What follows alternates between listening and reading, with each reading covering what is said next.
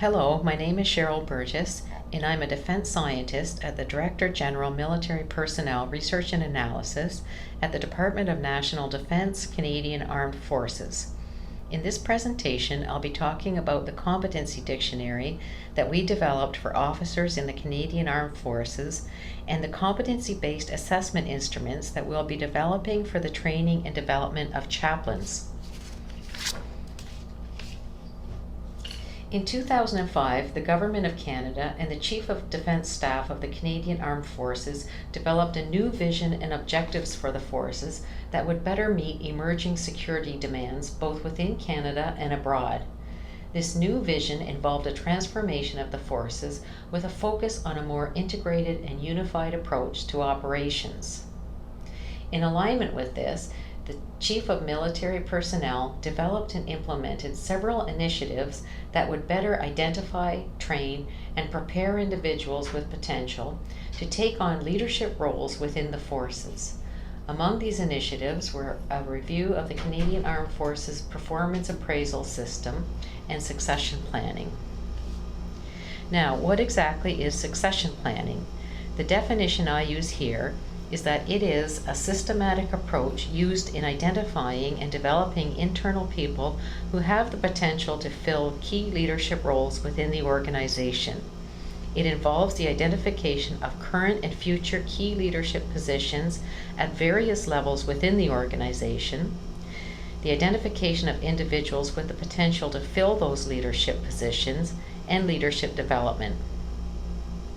Succession planning is important because it helps ensure that the right individuals are identified at the right time in order to prepare and develop them for seamless transition into leadership roles within the organization, thereby contributing to organizational effectiveness. Before I begin a discussion of succession planning within the Canadian Armed Forces, it's important to understand the structure of the officer ranks. As you can see from this slide, the CAF is organized by environment, in other words, the Army, Navy, and Air Force. The slide shows the progression in ranks within the three environments, from the junior up to the senior and general flag officer ranks. In the Canadian Armed Forces, officers need to demonstrate a certain level of proficiency before they can progress to the next rank. Here I define proficiency levels as groupings of competency-related behaviors that progressively increase in depth and scope as required for successful performance at more strategic jobs. In general, as officers move up in proficiency levels, the behaviors they demonstrate change from the tactical to the more strategic. These proficiency levels are important because I'll be referring to them later on in the discussion. Within the forces, each environment has its own succession planning board that meets annually to select individuals for promotion to higher ranks. The procedure is typically as follows. The files of eligible candidates are reviewed and ranked in terms of their qualification for each position. Candidates who are ranked as number one the most often by the board members become the primary candidates for the specific command appointments applied for. Overall, the three environments have been very successful in preparing their personnel for operational positions. However, because they have not been required to prepare them for more strategic leadership positions, there has been a gap in general officer development. It was clear that the Canadian Armed Forces needed to adopt a new approach to succession planning. In response to this, the Canadian Forces Leadership Institute created the Leadership Development Framework, which is a conceptual framework for leadership and professional development. The framework consists of 5 elements that are necessary for leadership success and organizational effectiveness. These 5 elements, or meta-competencies, are professional expertise, cognitive capacities, social capacities, change capacities, and professional ideology. According to the Canadian Forces Leadership Institute, leaders must possess strengths in each of the 5 meta-competencies in order to both lead the people and lead the institution to meet new and future challenges. The Leadership Development Framework was endorsed in 2007 by the Chief of Defence Staff as the foundation upon which to base all human resource activities within the Canadian Armed Forces, from recruitment to performance appraisals to promotions to development. However, as I mentioned earlier, the Leadership Development Framework is a conceptual or theoretical framework that needed to be operationalized before it could effectively be used for any human resource activities. The best way to operationalize it was through the development of competencies that are related to each of the 5 meta-competencies within the framework. This led to the development of a competency dictionary for the forces, which began in 2010. The dictionary contains 19 competencies that are related to the 5 elements of the Leadership Development Framework. This table shows the 19 and where they are clustered within these 5 elements. As you can see, 4 are clustered within professional expertise, 2 within cognitive capacities, 5 within social capacities, 4 within change capacities, and 4 within professional ideology.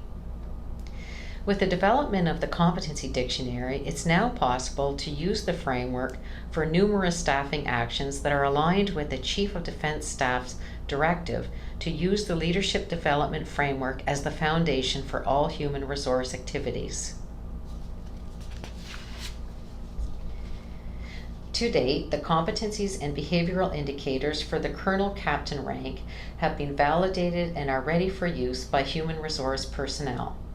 Of the 19 competencies that were developed, 10 were found to be core competencies for the Colonel Captain rank.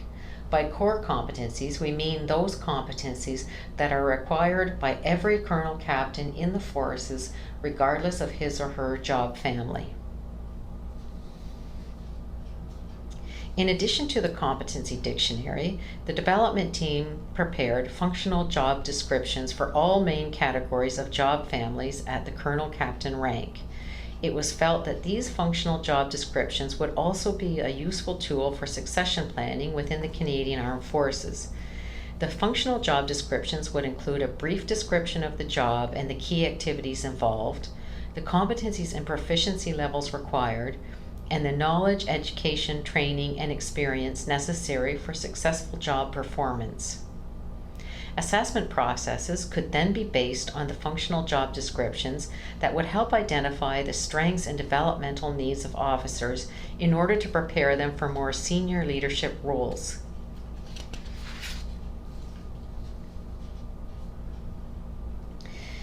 Representatives from the chaplain branch of the Canadian Armed Forces were told about the competency work we had been doing and came to DGMPRA to ask for assistance in facilitating the talent management and succession planning of officers within the chaplain branch. More specifically, they were interested in identifying the gaps in the leadership competencies of their lieutenant colonels commanders so that they could be addressed early on through training, education, and experience, in preparation for promotion to the rank of Colonel Captain.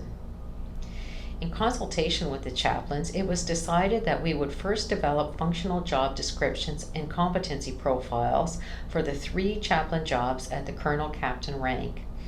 Once these were finished, assessment instruments would be developed for use in identifying any gaps in the required competencies.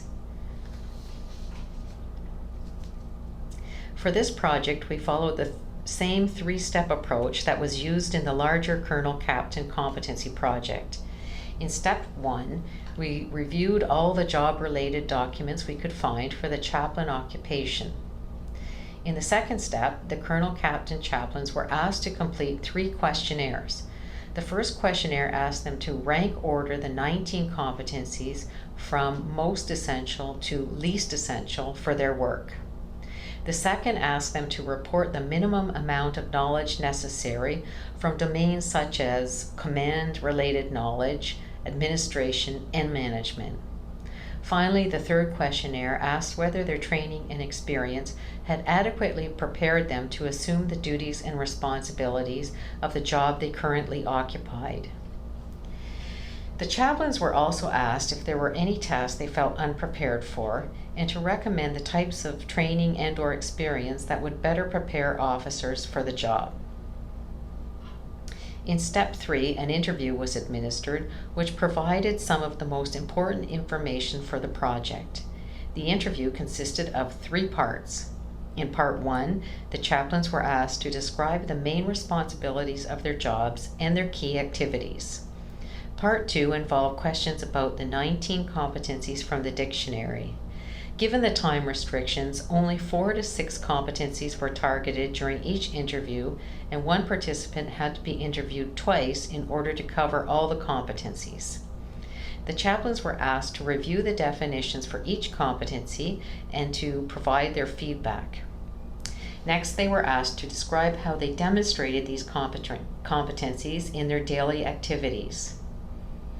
This second part of the interview was necessary because, as one of the small number of specialist occupations in the Canadian Armed Forces, the chaplains did not participate in the larger colonel-captain project I mentioned earlier.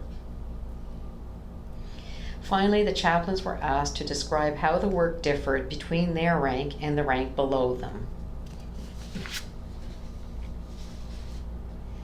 Each interview was recorded and transcribed. The transcripts were then independently content analyzed by the 2 researchers involved, who met later to discuss the results. Differences in the competencies observed and the proficiency levels assigned were resolved through consensus. Next, the 2 researchers determined together the core and critical competencies required by colonels captains in the chaplain occupation. Core competencies were defined as the key competencies that are required by every colonel captain regardless of occupation.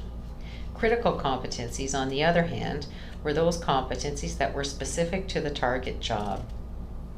In order to be classified as core, competency needed to be at proficiency level 4 or 5, ranked in the top 10 or 11, and consistent across the 3 jobs.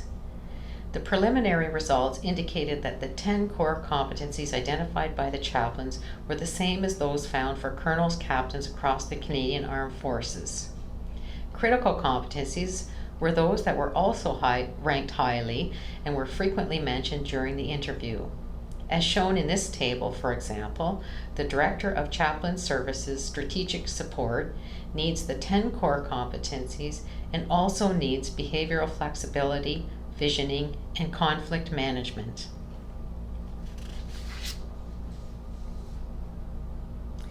In the second part of this project, we'll be developing assessment instruments that will be based on the competency profiles for colonels captains. These instruments will be used to evaluate lieutenant colonels commanders in order to identify any competency gaps so that they can be addressed in a timely manner. Various assessment instruments were discussed with the chaplains, such as simulations and role-play exercises, but in the end, it was decided that their needs would best be served by a 360-degree feedback process, which is also known as a multi-source feedback process or multiple rater feedback process. Machinsky defines the 360-degree feedback process as the practice of involving multiple raters, often including self-ratings, in the assessment of individuals. Other raters are usually individuals such as supervisors, colleagues, subordinates, and clients. In the typical 360 questionnaire, respondents rate the candidate on numerous competency-related behaviors that the candidate has demonstrated on the job. Most 360 questionnaires contain a mix of both effective and ineffective behaviors.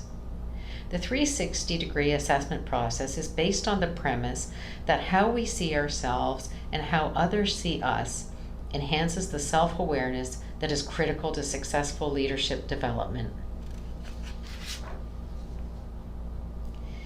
The 360-degree feedback instrument that we'll develop will be based on the 10 core competencies that were identified for the colonel captain rank. These 10 core competencies are commitment to military ethos, credibility and impact, communication, interpersonal relations, teamwork, service orientation partnering, analytical systems thinking, organizational awareness, resources management, and action orientation and initiative.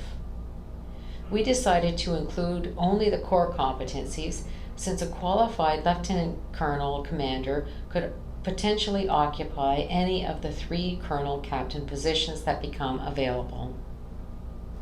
We will also be including both effective and ineffective behaviors and self-ratings.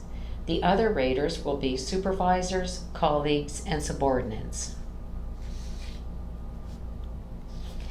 We're in the process of validating the functional job descriptions and competency profiles for colonel captain chaplains, and will soon begin developing the 360-degree feedback instrument for implementation in the spring of 2014.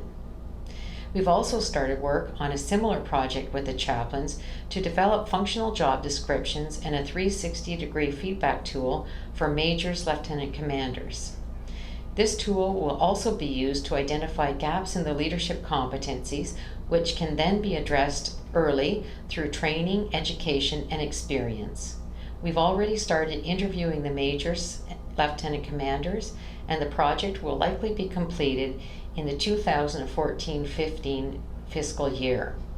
Thank you very much.